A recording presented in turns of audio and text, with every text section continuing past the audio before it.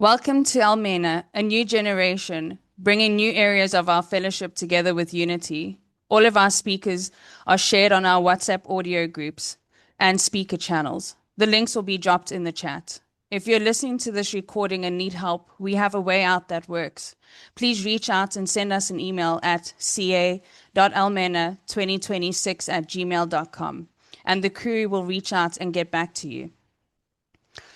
We have invited Mike D from California to share a message of depth and weight on the topic, A Vision for You, for 45 minutes. The floor is now yours. Good morning. Good morning here. Good morning, afternoon.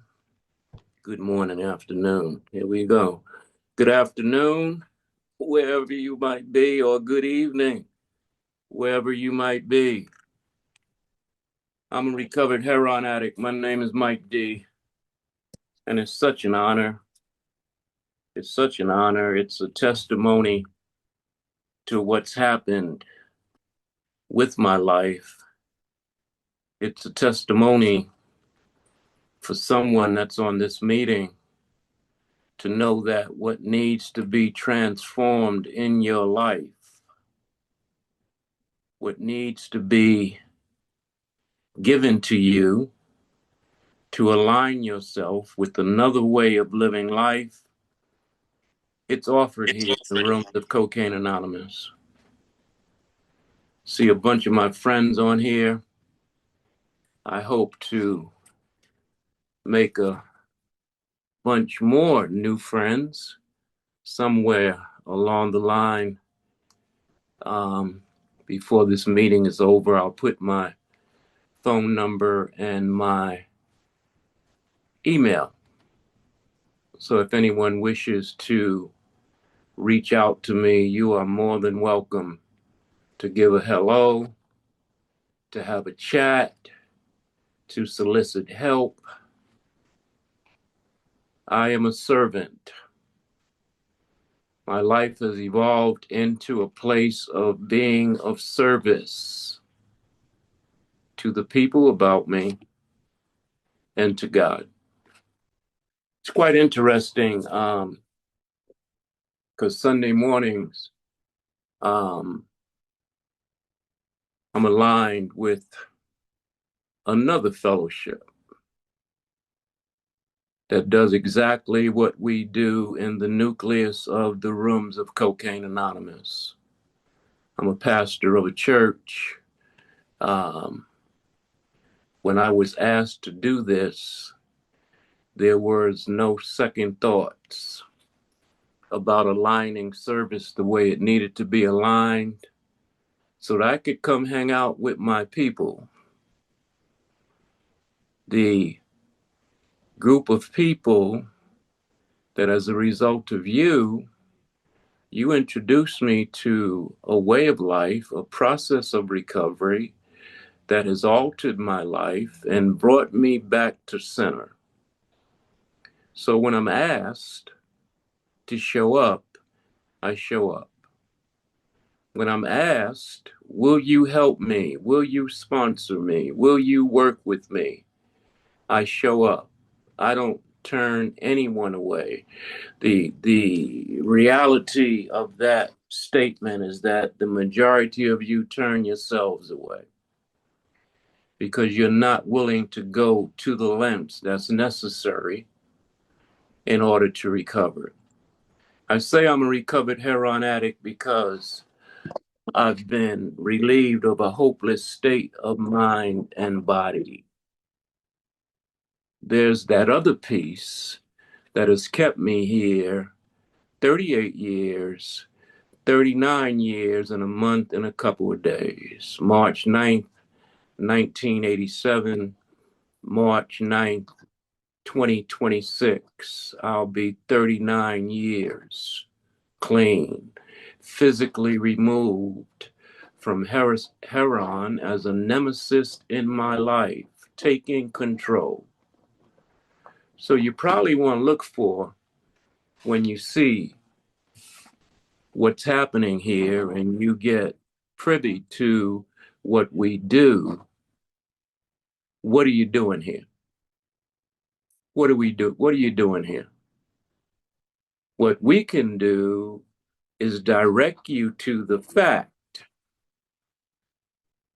that if you are in the category, and even if you're not, Big Book tells us there's three of you that hang out with us: the moderate drinker, moderate user, hard drinker, hard alcoholic, then this real guy.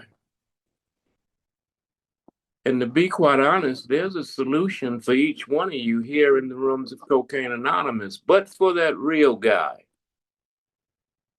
that guy, no matter what, he cannot stay stopped.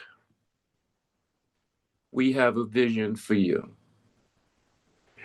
Page 151 in your big books, our textbook, chapter 11 says a vision for you. For most normal folk, drinking or using means conviviality, companionship, and colorful imagination. It means release from care, boredom, and worry. It is joyous intimacy with friends and a feeling that life is good. But not so with us in those last days of heavy drinking and adding periods throughout your recovery or your hanging out with us in the rooms of Cocaine Anonymous. The old pleasures are gone. They were but memories. Never could we recapture the great moments of the past. There was an insistent yearning to enjoy life as we once did, and a heartbreaking obsession that some new miracle of control would enable us to do it. There was always one more attempt and one more failure. The less people tolerated us, the more we withdrew from society, from life itself. As we became subjects of King Alcohol or King Heron or King Cocaine or King Methamphetamine, shivering denizens of this mad realm, the chilling vapor that is loneliness settled down. It thickened, ever becoming blacker. Some of us sought out sordid places, hoping to find understanding, companionship, and approval. Momentarily we did. Then would come oblivion and the awful awakening to face the hideous four horsemen: terror, bewilderment, frustration, despair. Unhappy drinkers or unhappy users who read this page will understand. Sober or using.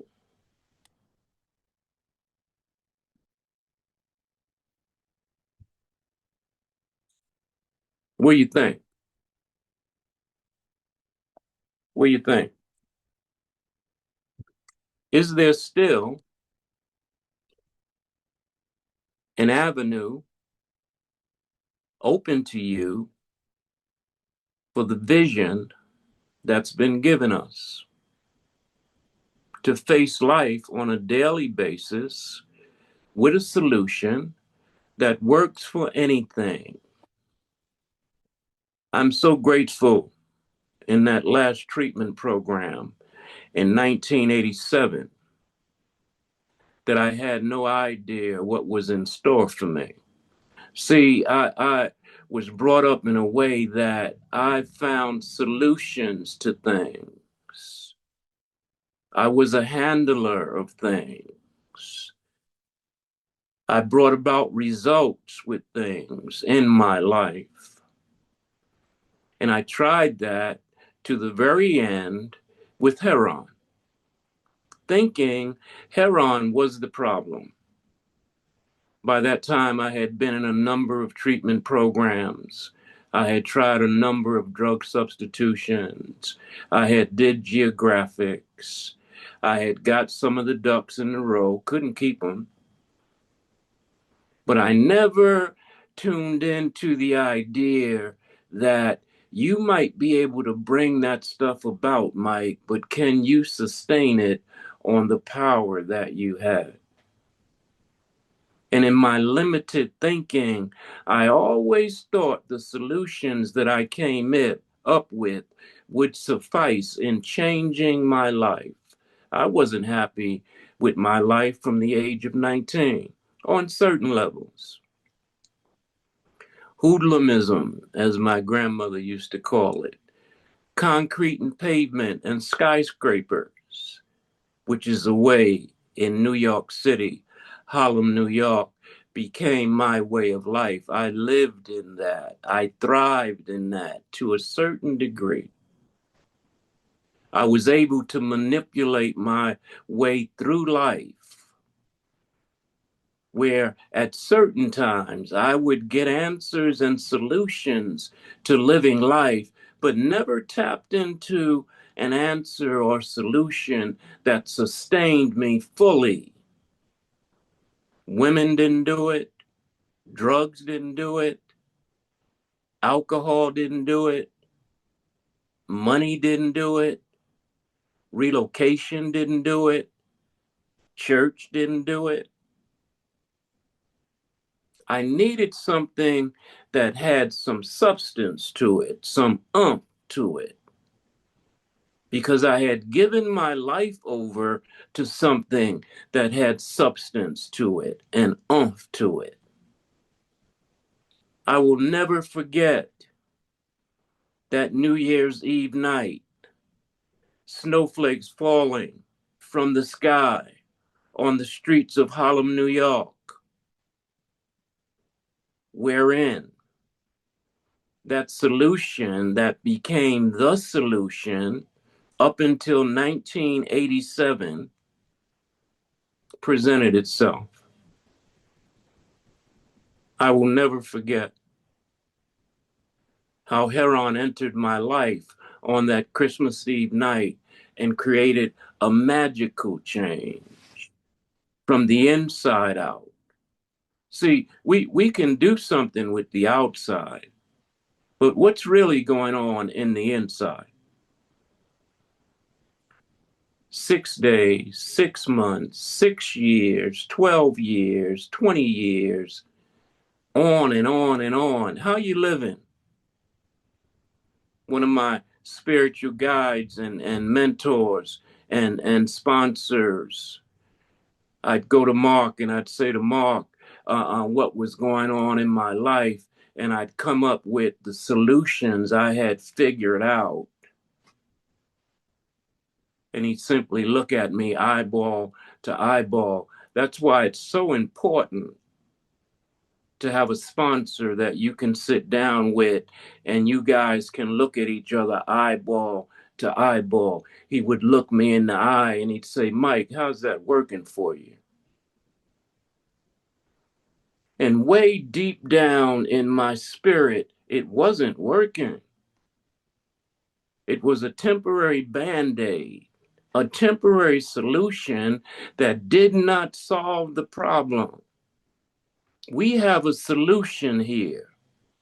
We have a way of life here that truly works if you let it.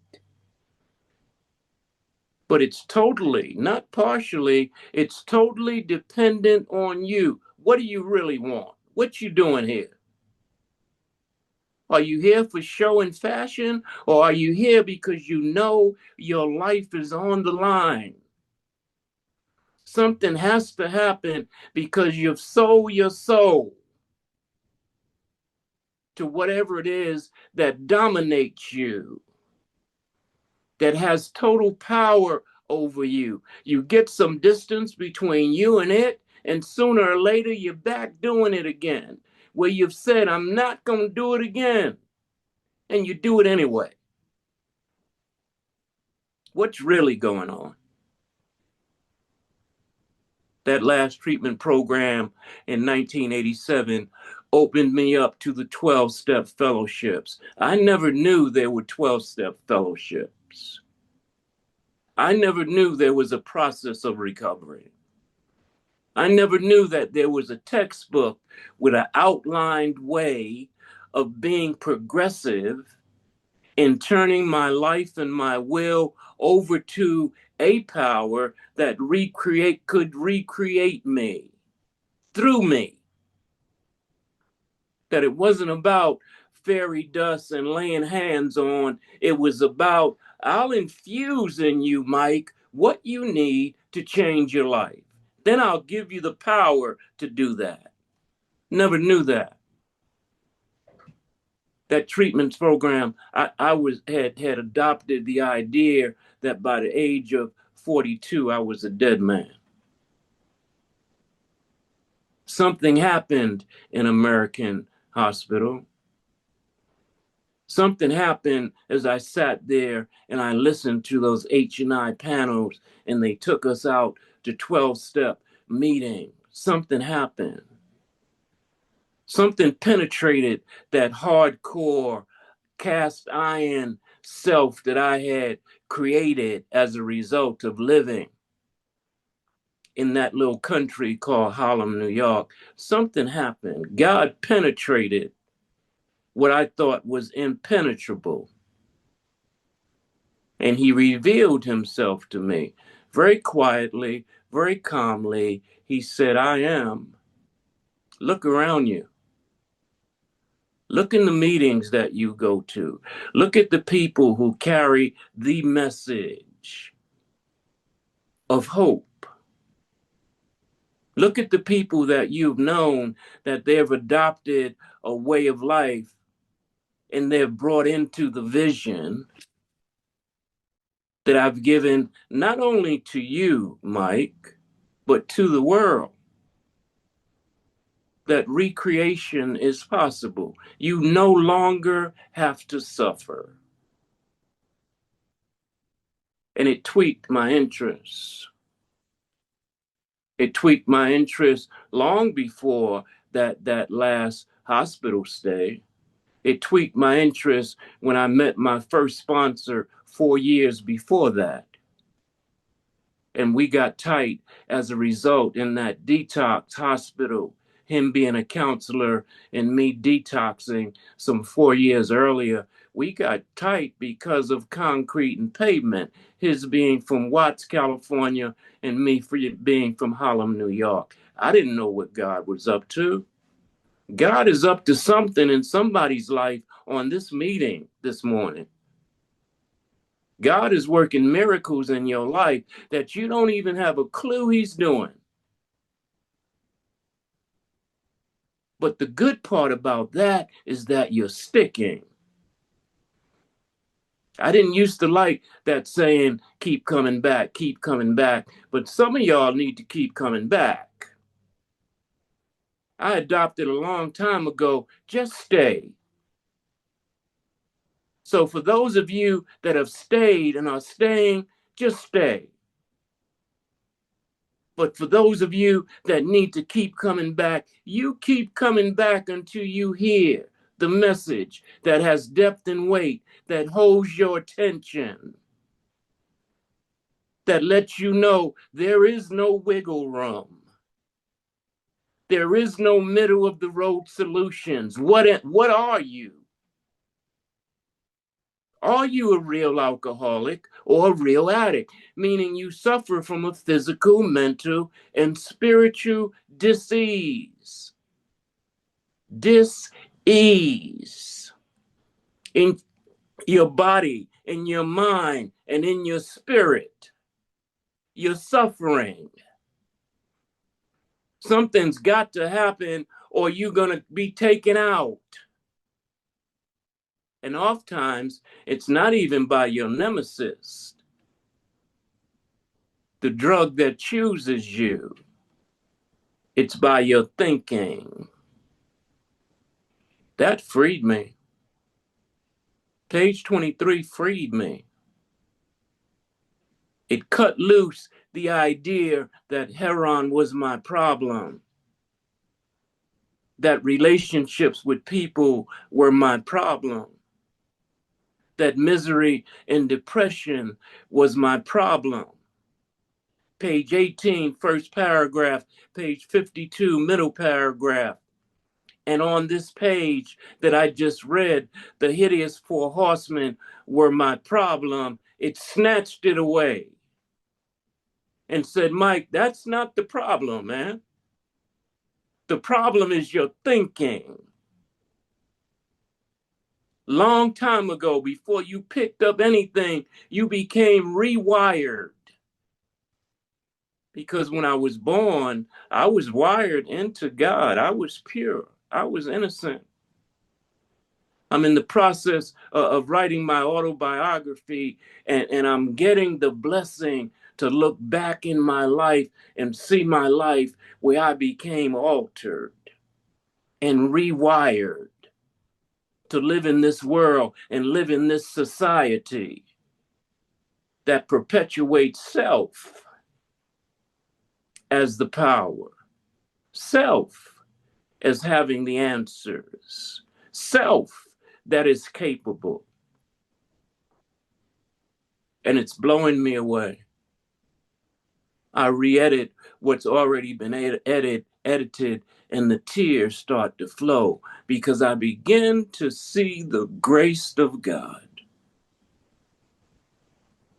and where he's brought me from to this very precise moment. And I get grateful because he didn't have to do it. This is my story. I don't know where you're at in this recovery process, in being a member of Cocaine Anonymous, of having a sponsor or not having a sponsor, of being in the work or not being in the work. I don't know where you're at. But if you're here, something's wrong. In this meeting, this Sunday morning, this Sunday evening, you sitting in a meeting of Cocaine Anonymous makes a statement. Something's wrong. Even if you've been around for a while, something's wrong. Do you know? Do you have a knowingness about what your problem is? As a result of sitting in that treatment program for 14 months and being kicked out because of what centers in my mind, I began to do what they suggested for me today to do. What they suggested for me to do. Go to meetings, read the book, get a sponsor, work the steps. Back then, it was a suggestion. Today, it's a direction. People that I work with and people that I sponsor, I don't suggest nothing to them. I give them directions. This is what I did. This is what I'm giving to you. Do it if you want. If you don't want to do it, don't do it. That's the way Joe handed it down to me. Plus, on page 29, it tells me there are clear-cut directions. I am not a suggestion guy. I don't suggest nothing to Mo. I don't tell Monica, well, maybe if you do. No. I'm guided and directed by the Spirit of God. I'm clear on that. Something's happened in these 38 years that I've been with you guys that is outside the realm of being with you guys. In the rooms of Cocaine Anonymous, there's another dimension. It's called Spirit World. It's talked about all through our book. Then it makes a proclamation in the 10th step. We've entered the world of the Spirit. What does that mean? That means as a result of 1 through 9, you've been catapulted, hopefully, because some of y'all be faking the funk. You move through the steps. You really don't complete them. You put half of the energies into your recovery process that you put into your drinking and your using. You put all of you into your drinking and using. But then when it comes to doing what needs to be done here in order to recovery, you half measure it. You need to jump in with both feet. What do you want? Were you a poopy in the street? If you weren't a poopy in the street, why are you a poopy here? Why does your inward reality not meet your outside appearance? You look one way on the outside, but in the inside, you're somebody completely different. My inward reality must be first and primary. And then, as a result of that, you walk what you talk. You don't just present an image, you are that image. People see it before you open your mouth. They see it. They spot God in you. And they want to know what happened to you. I started that path back in 1988 after I was kicked out of that treatment program. I did what they suggested to me, and as a result of completing amends in my first piece of work, it became a process of directions because I saw God show up. Amends is an awesome process. But in order for you to get to amends, you have to get through the first 8 steps. 9th step is the ultimate surrender. God shows off. One of my sayings is he likes to dance between raindrops, just to show you how bad he is. And not bad in the sense of the word bad. Growing up in that little country called Harlem, New York, bad meant you was somebody. You was a big deal. You had heart, you could fight, you could defend yourself, you had a gift of gab. He showed me just how bad he was in my first set of amends. My first set of amends and the work that we do in the nucleus of the rooms of recovery hooked me the same way Heron did. My life has not been the same since. I showed my nephew, he's not in the program. I showed him the flyer that was sent over to me to speak at this monumental moment in Cocaine Anonymous, where yet another part of the world we have entered into. And he said, my God, Uncle Mike. He said, now they got you in Africa. They got you in the Middle East. He looked at me and he said, Uncle Mike, what is it that God can't do? And I'm here to offer that to somebody this morning. What is it that God can't do? There's nothing that God can't do. Wake up. If you're asleep, wake up. See the miracle in your life that you woke up physically this morning, that gives you an opportunity to wake up spiritually and mentally. Wake up. You've been kept alive for a reason, with purpose. Phenomenal. Phenomenal what we have to offer here. And what we offer is a vision for you. Are you in need of a new vision for your life? God allows that. Somebody wants spiritual expansion. Somebody wants a wife. Somebody wants a husband. Somebody wants to be financially secure. Somebody wants to have kids. Somebody wants to be the mother or father that they should have been a long time ago. That's what a vision for you offers. It offers the freedom that when page 18, first paragraph, page 52, middle paragraph, and page 151, those hideous four horsemen, when they show up, you know exactly what to do because you've accessed power in your life. You've been given the tools that you need to stand on your own 2 feet with God and know that no weapon, nothing formed against you will prosper.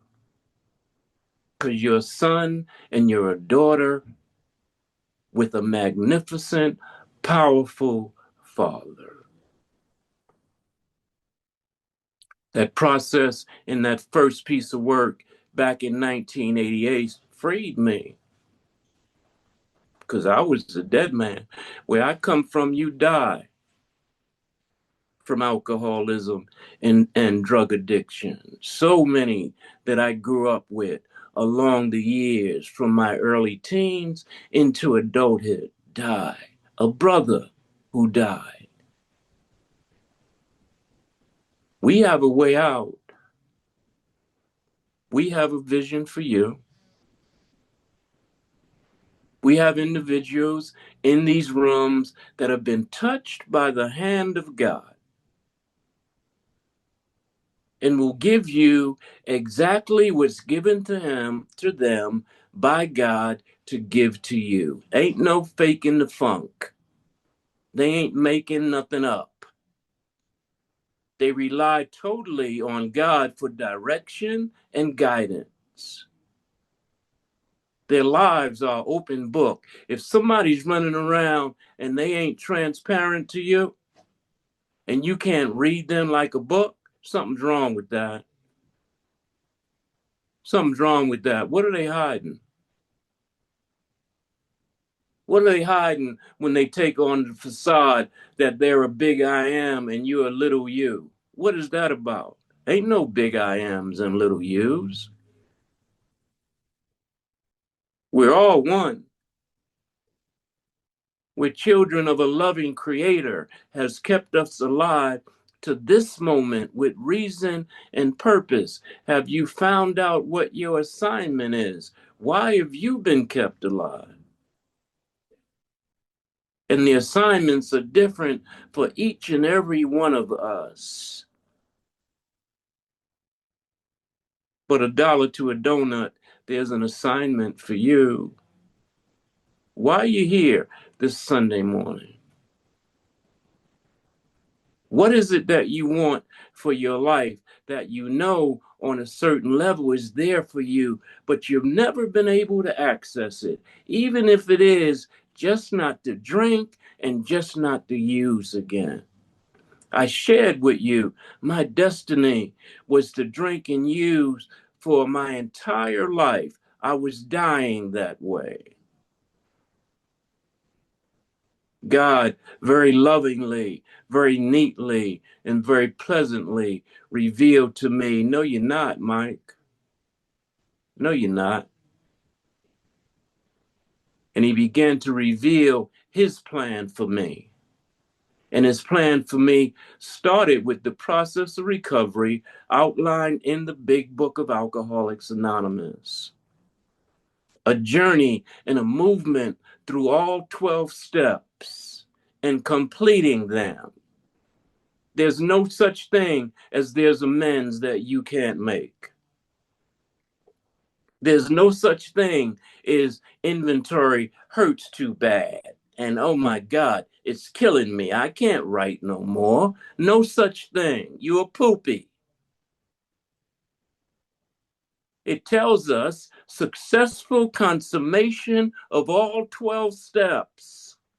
Finish the work. Do the work. And watch God dance between the raindrops. steps. But not only do the work, let the work do you. Meaning, when you run up against your agnosticism, when you run up against your fear and doubt as to whether God is there or not, keep marching. Keep moving forward in what we do in turning our life and our will over to the care of God. It's a process. It's a process that will relieve you of the bondage of self. That's what you asked him to do in step 3. When you made a decision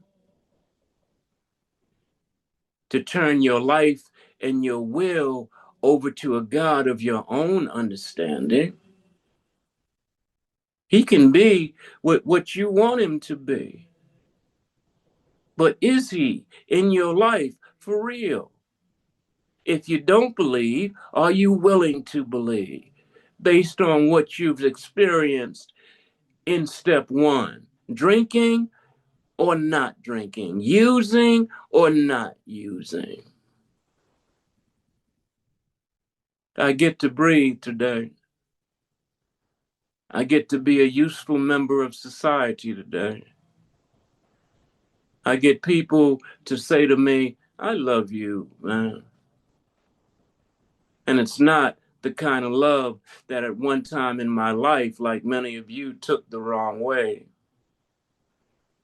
It's a love that's not looking for anything, just looking for the connection that we so think we need as human beings, which we do. A love that comes from the inside out. A vision for you. They're going to tell you through that process that this book is meant to be suggestive only. That's for poopies. That's for somebody seeking a trap door. You don't want to put the energy and the effort into what it is that needs to be done for the recreation of your life. That's for those that are not thoroughly convinced that their life run on self-will will never be a success. In your using and in your being clean or being sober. That's for our non-believers and our doubting Thomases. What do you want? What are you doing here? We have a fellowship that stretches worldwide. Here's proof of it this morning. I am so grateful. I am so grateful that at the time I really needed it because I was tired. I went into that last treatment program because I had caught a case and didn't want to go to the penitentiary. I was a sure enough, hardcore, real addict. Suffered from body, mind, and spirit. Didn't even know what my problem was. I thought if I could just stop and stay stopped, or just stop, not even stay stopped, I'd be okay. I was in a grave delusion as to what was wrong with me.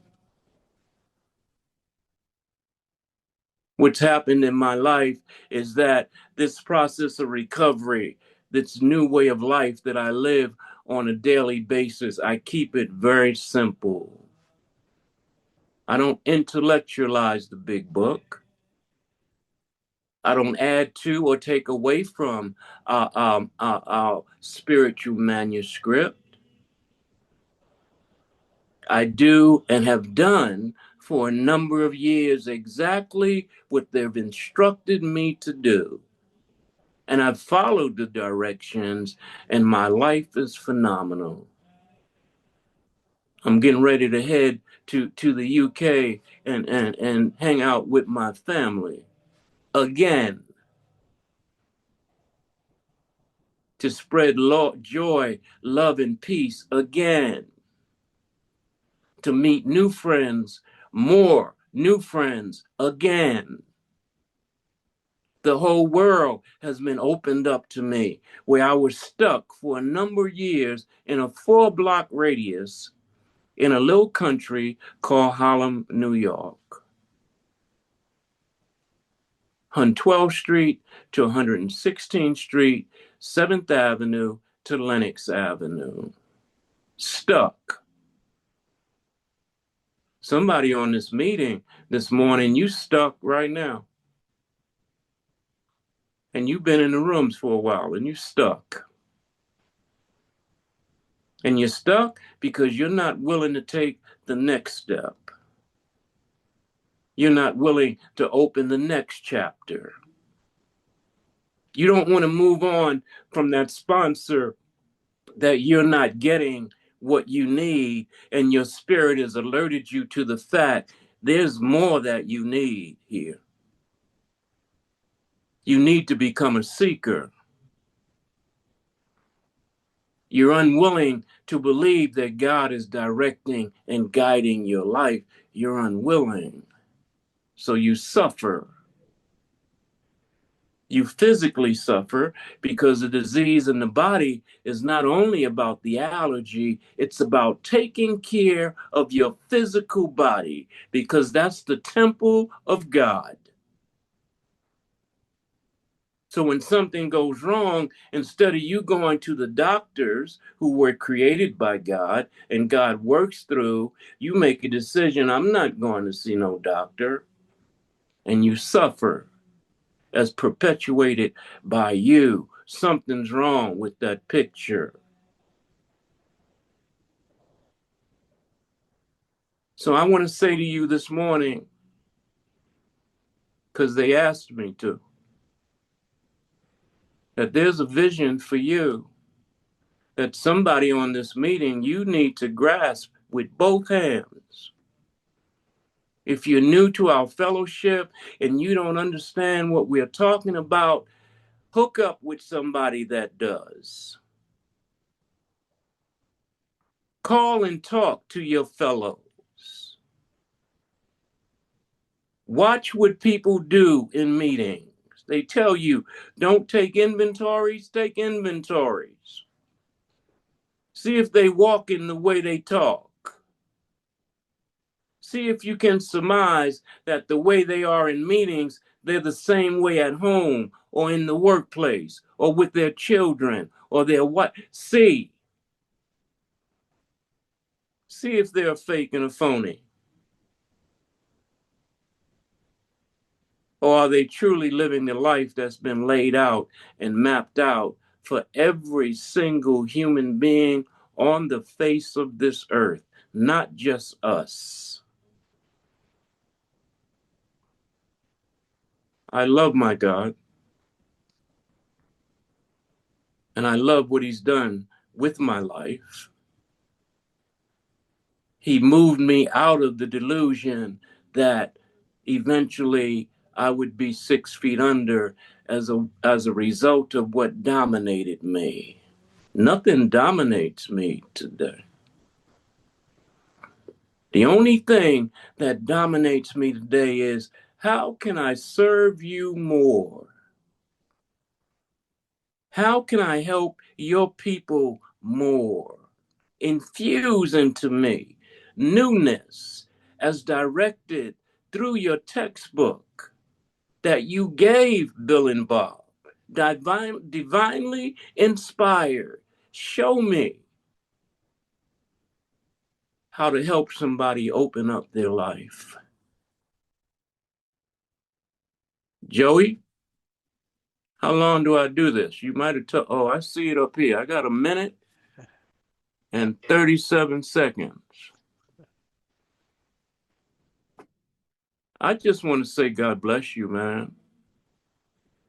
I'm going to see some of y'all in a couple weeks. I am so excited. I am so... My first vision for me was being here in the States, and Spirit said, way back when, 2000, Call Jackie in the UK. They having a convention.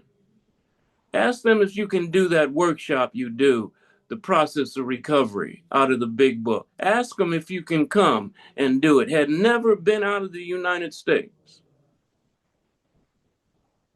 Had never met anybody other than my people in Harlem, New York.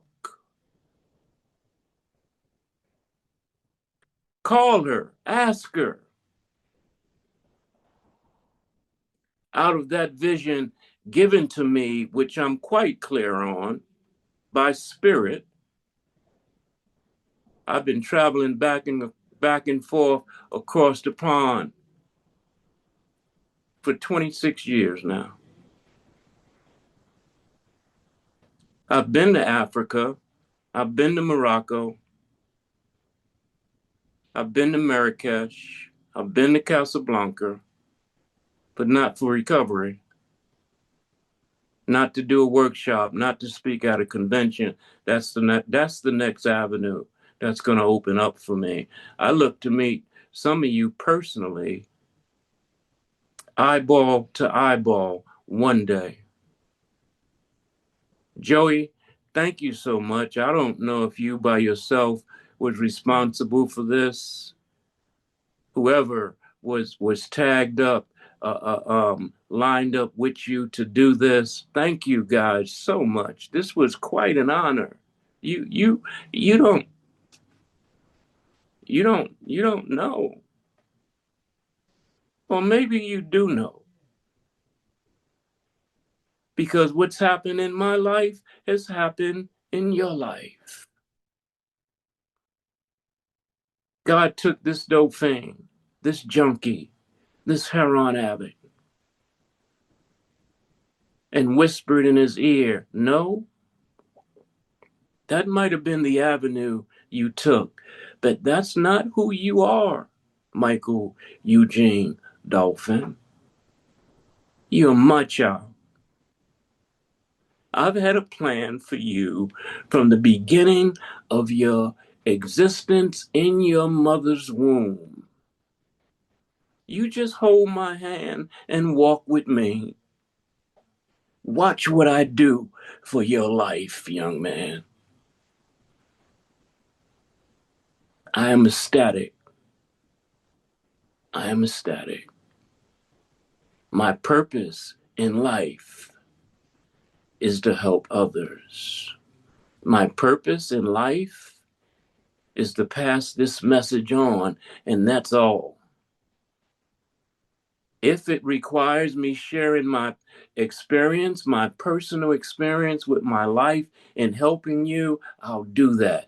But as a sponsor and a spiritual guy, my purpose is to give you what's been given to me as a result of the big book of Alcoholics Anonymous and the other spiritual books that I read on a daily basis. God bless you. God keep you. I look to the future, holding hands, eyeball to eyeball, with a number of you.